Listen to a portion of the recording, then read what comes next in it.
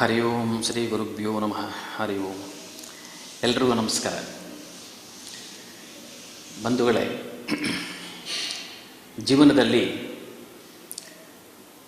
ನಾವು ಸದಾ ಸುಖ, ಸಂತೋಷ, ಆನಂದದಲ್ಲಿರಬೇಕಂದ್ರೆ ನಿಸ್ವಾರ್ಥ ಸೇವೆಯಲ್ಲಿ ನಾವು ನಿರತರಾಗಬೇಕು.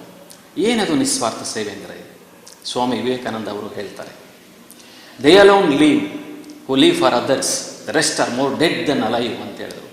ಯಾರು ಇತರರಿಗೋಸ್ಕರ ಬದುಕ್ತಾರೋ ಅವರು ಮಾತ್ರ ಬದುಕಿದಂಗೆ, ಯಾರು ಸ್ವಾರ್ಥಕ್ಕೋಸ್ಕರ ಬದುಕ್ತಾರೋ ಅವರು ಇದ್ದೂ ಸತ್ತಂಗೆ ಅಂತ ಹೇಳಿಬಿಟ್ರು. ಅವ್ರ ವರ್ಡ್ಸು ತುಂಬ ಪವರ್ಫುಲ್. ಅವರು ಸ್ವಾಮಿ ವಿವೇಕಾನಂದ ಅವರು ಅಲ್ವಾ. ಅದರಿಂದ ನಾವು ಇನ್ನೊಬ್ಬರ ಸಂತೋಷಕ್ಕೆ, ಆನಂದಕ್ಕೆ ನಾವು ಸದಾ ಪಣ ತೊಡಬೇಕು. ಆವಾಗಲೇ ಜೀವನ ಸಾರ್ಥಕ ಆಗೋದು.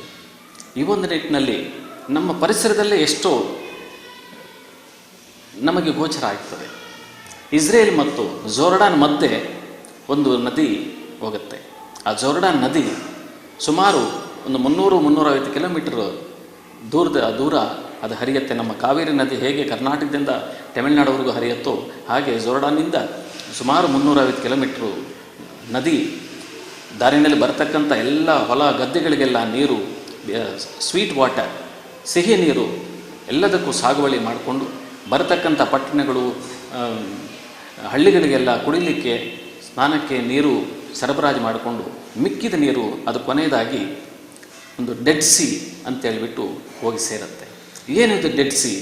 ಸಪ್ತ ಸಾಗರಗಳನ್ನು ನಾವು ಕೇಳಿದ್ದೀವಿ, ಆದರೆ ಸಪ್ತ ಸಿಯನ್ನು ನಾವು ಕೇಳಿಲ್ಲ ಸರ್ವೇ ಸಾಮಾನ್ಯವಾಗಿ.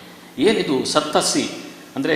ಡೆಡ್ ಸಿ ಅಂದರೆ ಏನು ಅಂತ ಕೇಳಿದ್ರೆ, ಈ ಡೆಡ್ ಸಿ ಸುಮಾರು ಒಂದು 300 ಕಿಲೋಮೀಟರ್ ರೇಡಿಯಸ್ ಇರುವಷ್ಟು ಒಂದು ದೊಡ್ಡ ಸಾಗರ. ಇದು ಸಮುದ್ರ ತೀರಕ್ಕಿಂತ ಸುಮಾರು ಒಂದು 300 ಅಡಿ ಕೆಳಗಡೆ ಇದು ಸಿ ಇದೆ.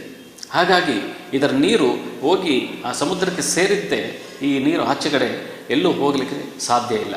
ಇದು ಸ್ವೀಕಾರ ಮಾಡುತ್ತೆ ಹೊರತು ಇದು ಆಚೆಗೆ ಕೊಡಲಿಕ್ಕೆ ಸಾಧ್ಯ ಇಲ್ಲ.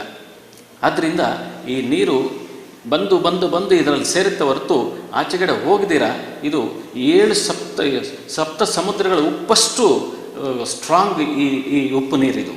ಈ ನೀರಿನಲ್ಲಿ ಯಾವುದೇ ಜೀವಕಣ ಜೀವಿಸಲಿಕ್ಕೆ ಆಗೋದಿಲ್ಲ.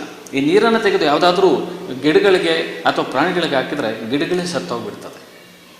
ಅದರಿಂದ ನಾವು ಅರ್ಥ ಮಾಡ್ಕೊಳ್ಬೇಕಾಗಿರೋದು, ಸರ್ವೇ ಸಾಮಾನ್ಯವಾಗಿ ನಾವು ಎಲ್ಲರಿಂದ ನಾವು ಸ್ವೀಕಾರ ಮಾಡ್ತಾನೆ ಹೋದರೆ ನಮ್ಮಿಂದ ಯಾರಿಗೂ ಉಪಯೋಗ ಆಗದೆ ಇದ್ರೆ, ನಾವು ಏನೂ ಉಪಯೋಗ, ನಾವು ಸಹಾಯ ನಾವು ಪ್ರಪಂಚದಲ್ಲಿ ಮಾಡಲಿಕ್ಕಾಗಲಿ ಅಂದರೆ ನಾವು ಇದ್ದಂಗೂ ನಾವಿದ್ದು ಸತ್ತಂಗೆ ಅನ್ನೋದು ಈ ಒಂದು ಸಪ್ತ ಸಮುದ್ರದಿಂದ, ಈ ಡೆಡ್ ಸಿಯಿಂದ ನಮಗೆ ಅರ್ಥ ಆಗುತ್ತೆ.